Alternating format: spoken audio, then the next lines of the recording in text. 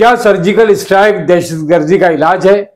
Operation सिंदूर, सरहदी तनाव पर राहत इंदौरी का ये शेर याद आता है। सरहदों पर बहुत तनाव है क्या? कुछ पता तो करो, चुनाव है क्या? मारूफ सहाफी, सियासी तज्ज़ियाकार डॉक्टर सलीम खान की कलम से।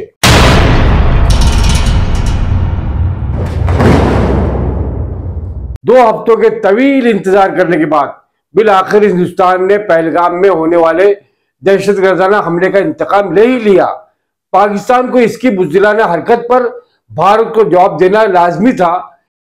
इस बार ऑपरेशन सिंदूर नामी सर्जिकल स्ट्राइक के बाद मीडिया में दावा किया गया कि पाकिस्तान की सरजमीन पर होने वाले इस फिजाई हमले में 80, 200 और 900 के करीब दहशतगर्द मारे गए और कई जख्मी भी हुए।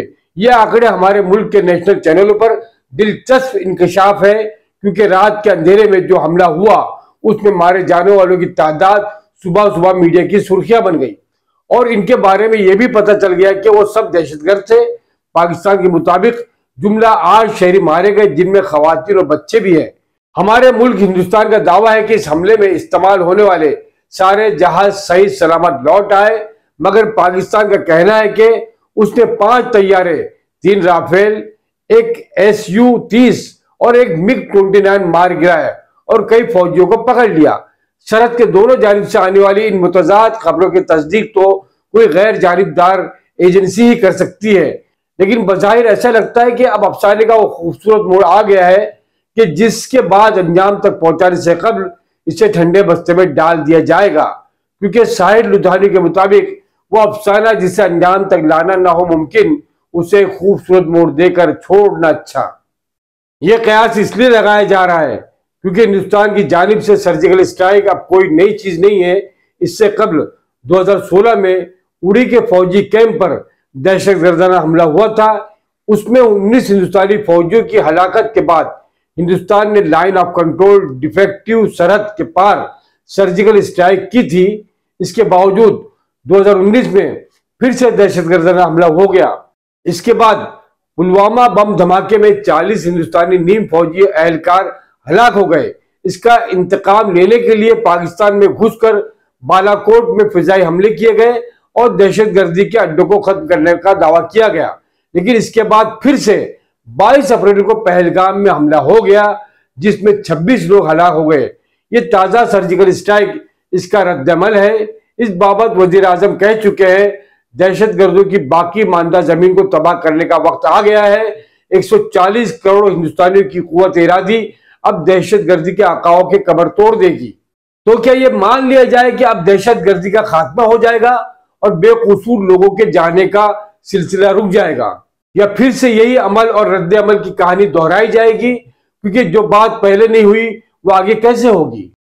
ऑपरेशन सिंदूर नामी सर्जिकल स्ट्राइक से 4 दिन कबल हिंदुस्तानी फौज ने लाइन ऑफ कंट्रोल पर जम्मू और कश्मीर के 4 इजला में बिला स्टाइल फायरिंग का इल्जाम आयद करते हुए पाकिस्तान पर फायरबंदी की खिलाफ वर्जी करके हालात कशीदा करने का इल्जाम लगाया। उस वक्त एक फौजी एहलकार ने बताया था कि 1 और 2 मई 2025 की रात के दौरान पाकिस्तानी फौज की चौकियों ने यूटी जम्मू और कश्मीर के कुपवाड़ा, बारामूला, पूंछ, नौशहरा और अखनूर इलाकों की लाइन ऑफ कंट्रोल के पोस्टों से बिला इस्तेमाल छोटे हथियारों से फायरिंग की, जिसका मुनासिब तरीके से मौसर जवाब दिया गया। इसके साथ यह भी बताया गया था कि पाकिस्तान की जानिब से बिला इस्तेमाल फायरिंग के सिलसिला मुसलसल 8 रातों से जारी है।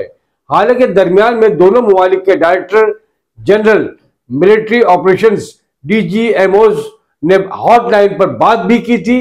इसके बाद ऑपरेशन सिंदूर के तहत हिंदुस्तानी फिजाइया ने रात तकरीबन 1:25 पर पाकिस्तान के बावलपुर, OPO के कोटली और मुजफ्फराबाद में वाक़ दहशतगर्दों के 9 ठिकानों को निशाना बना दिया। हिंदुस्तानी वजारत दिफा की तरफ से इस फिजाई हमले के बाद जारी एक प्रेस रिलीज में कहा गया कि ऑपरेशन सिंदूर का मकसद सिर्फ दहशतगर्दों के ठिकानों को निशाना बनाना था। इसका मकसद पड़ोसी मुल्क के साथ जंग नहीं था। इसमें पाकिस्तान और पाकिस्तान के जेरे कब्जा जम्मू और कश्मीर में हिंदुस्तान के खिलाफ दहशतगर्दाना हमलों की मनसूबाबंदी और उन पर अमल दरामद करने वाले दहशतगर्दों के बुनियादी ढांचे को निशाना बनाया गया है। इस एलामिया में बिलवास्ता तौर पर पाकिस्तानी फौज को क्लीन चिट दी गई, क्योंकि अगर वो मुलविस है तो इसके फौजी ठिकानों पर हमला होना चाहिए था। ऑपरेशन सिंदूर के बाद हिंदुस्तानी फौज ने अपने बयान में कहा कि 6 और 7 मई की दरमियानी शब पाकिस्तान की बिला इख्तियार फायरिंग और गोलाबारी में 7 मासूम शहरी अपनी जानों से हाथ धो बैठे और 38 दीगर लोग जख्मी हो गए। ताहम फौज मुनासिब और मोहतात अंदाज में जवाब दे रही है। जम्मू डिविजनल कमिश्नर ने जम्मू, सांबा, कठुआ, राजौरी और पूंछ के स्कूल और कॉलेज बंद रखने का ऐलान कर दिया है। सरहदी तनाव पर राहत इंदौरी का ये शेर याद आता है, सरहदों पर बहुत तनाव है क्या, कुछ पता तो करो, चुनाव है क्या। पहलगाम हमले के 2 दिन बाद यानी 24 अप्रैल को वजीर आजम नरेंद्र मोदी ने बिहार जाकर ऐलान किया था कि दहशतगर्दों को ऐसी सजा दी जाएगी जिसका उन्होंने तस्वुर भी नहीं किया होगा। बिहार की सरजमीन से दहशतगर्दों को दिए जाने वाले सख्त पैगाम को वहां बहुत जल्द मुनक्किद होने वाले इंतखाबात से जोड़कर देखा जाने लगा, क्योंकि इससे कबल भी यही होता रहा है। 2016 के अंदर 5 रियासती इंतखाबात हुए, उनमें से आसाम के अलावा 4 रियासतों में बीजेपी को शिकस्त का मुंह देखना पड़ा। इससे कबल 2015 में बीजेपी बिहार और दिल्ली के इंतखाबात हार चुकी थी। 2017 के अवाइल में उत्तर प्रदेश और आखिर में गुजरात का इलेक्शन होना था। ऐसे में 2016 के आखिर में उड़ी के फौजी कैंप पर दहशतगर्दाना हमला हो जाता है और इसके जवाब में पहला सर्जिकल स्ट्राइक किया जाता है और फिर बीजेपी उत्तर प्रदेश समेत 7 में से 6 रियासतों के अंदर हुकूमत बनाने में कामयाब हो जाती है। इस तरह यह हकीकत आया होती है कि सर्जिकल स्ट्राइक बीजेपी के लिए मुफीद है।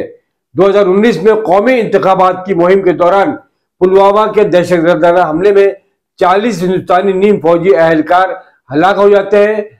पाकिस्तान में घुसकर दहशतगर्दों से इंतकाम बीजेपी को 276 से 303 तक पहुंचा देता है, लेकिन 2024 के पार्लियामानी इंतखाब से कबल इसका नतीजा ये निकलता है कि 400 पार का ख्वाब देखने वाली बीजेपी घटकर 240 पर आ जाती है और इसे बैसाखियों के सारे हुकूमत साजी करनी पड़ती है। पार्लियामानी इंतखाब के बाद बीजेपी को महाराष्ट्र, हरियाणा और दिल्ली में तो कामयाबी मिलती है, मगर झारखंड और जम्मू कश्मीर में शिकस्त पास से भी 2-4 होना पड़ता है। इस साल फिर से बिहार और मगरबी बंगाल के इंतखाबात सामने हैं और ऐसे में पहलगाम का हमला हो गया। इसके खिलाफ सर्जिकल स्ट्राइक भी कर दिया गया। वजीर आजम बिहार के अंदर इसकी पेशेनगोई कर ही चुके थे, इसलिए बीजेपी का ये तवक्को करना वजह है कि 2017 और 2019 तारीख दोहराई जाएगी और इसे इन दोनों रियासतों जबरदस्त कामयाबी मिलेगी। हालिया सर्जिकल स्ट्राइक की तारीख बहुत अहम है। वजीर दाखिला ने पहले यह तो ऐलान किया था कि 7 मई को सायरन बजेगा और ब्लैकआउट किया जाएगा ताकि अवाम को जंग की सूरत में अपनी हिफाजत के लिए तैयार किया जा सके। मगर इससे कबल कांग्रेस पार्टी के सदर मल्लिकार्जुन खड़गे ने रांची में यह धमाका कर दिया कि वजीर आजम नरेंद्र मोदी को जम्मू कश्मीर में मुमकिन दहशतगर्दाना हमले के बारे में इंटेलिजेंस रिपोर्ट दे दी गई थी। इसके बाद ही उन्होंने कश्मीर का दौरा मंसूख कर दिया था। झारखंड में एक रैली से खिताब करते हुए खड़गे ने दावा किया, क्योंकि 22 अप्रैल को पहलगाम में दहशतगर्दाना हमले से 3 दिन पहले वजीर आजम मोदी को खुफिया एजेंसी की रिपोर्ट भेजी गई थी, इसलिए इंटेलिजेंस की नाकामी है। खड़गे के मुताबिक हुकूमत ने इसे मान लिया है और अब वो इसमें बेहतरी लाएगी। मंदरजा बाला हकीकत को बयान करने के बाद मल्लिकार्जुन खड़गे ने सवाल किया कि अगर हुकूमत को इसका इल्म था तो उसने कुछ किया क्यों नहीं। इस इंकशाफ वाले दिन ही सर्जिकल स्ट्राइक का हो जाना भी शक शुबात पैदा करता है। इस सियासी जोड़ तोड़ से कतई नजर हिंदी फिल्मों के अंदर तो इंतकाम के बाद पर्दा गिर जाता है, तो क्या ये समझ लिया जाए कि अब जंग का शोर शराबा बंद हो जाएगा, कश्मीरी ताजिरों पर हमले बंद हो जाएंगे और वहां के तलबा अपने हॉस्टल्स में लौट आएंगे, या ये सिलसिला बिहार और बंगाल इलेक्शन तक जारी रहेगा। ऑपरेशन सिंदूर पर मोदी जी के चहीते दोस्त डोनाल्ड ट्रंप का बयान चौंका देने वाला है। उन्होंने कहा कि ये शर्मनाक है, वो तवील वक्त से लड़ते रहे हैं, उम्मीद है कि ये जल्द खत्म हो जाएगा। ट्रंप वैसे तो बहकी बहकी बातों के लिए मशहूर है, मगर उनका ये बयान माकूल लगता है, क्योंकि बकौल शाहिद लुधियानवी जंग तो खुद ही एक मसला है। जंग क्या मसलों का हल देगी, आग और खून आज बख्शेगी, भूख और एहतियाज कल देगी। ये थी दोस्तों आमना सामना मीडिया की खास report. Camera person Shaheen Patel के साथ आपका दोस्त राशिद अजीम इजाजत चाहता है। शुक्रिया, धन्यवाद, जय महाराष्ट्र, जय हिंद, अल्लाह हाफिज। आप देख रहे हैं आमना सामना मीडिया। वीडियो को शेयर कीजिए, चैनल को सब्सक्राइब नहीं किया है आपने तो सब्सक्राइब जरूर कर दीजिए।